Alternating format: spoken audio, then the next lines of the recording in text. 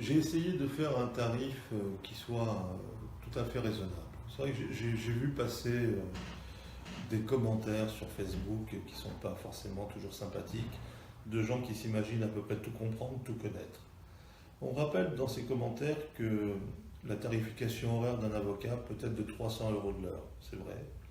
À Paris, compte tenu malheureusement de mon expérience, parce que ça fait 30 ans que je suis avocat, ça serait plutôt de 450 euros de l'heure. Mais on n'est pas sur une tarification horaire, on est sur une action qui quelque part ressemble à une action de groupe. Donc encore une fois, 240 euros, c'est-à-dire 200 euros hors taxe plus 40 euros de TVA, c'est individuellement pas grand-chose. Et bien évidemment que personne ne pourrait mener à bien une plainte pénale de cette nature avec 240 euros. Mais le nombre des plaignants permet de faire en sorte que le nombre d'heures que je peux consacrer à ce dossier et le nombre d'actes qu'il sera nécessaire de faire, le combat qui devra être mené, le sera avec des moyens financiers qui seront pour moi raisonnables et qui permettront de mener ce combat comme il doit être mené. Donc la question d'argent est diluée dans le nombre, mais elle n'est pas une question essentielle. Il faut que chacun puisse contribuer, encore une fois, à une hauteur qui me paraît raisonnable, dans la mesure de ce qu'il peut et comme il peut. Certains m'envoient des chèques de 40 euros, d'autres m'envoient des chèques de 30 euros à encaisser mois après mois.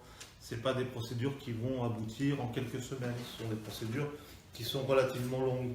Donc si ce malade, pour reprendre la terminologie qu'il emploie, souhaite m'envoyer plusieurs chèques, qu'il le fasse. Pas des chèques post-datés ni antidatés, des chèques simplement sur lesquels il marque la date à laquelle il souhaite que ces chèques soient déposés, et ils le seront déposés de façon successive, mois après mois, semaine après semaine, jusqu'à temps que la somme de 240 euros soit totalement réglée. Mais encore une fois, ces questions de règlement ne doivent pas arrêter les plaignants.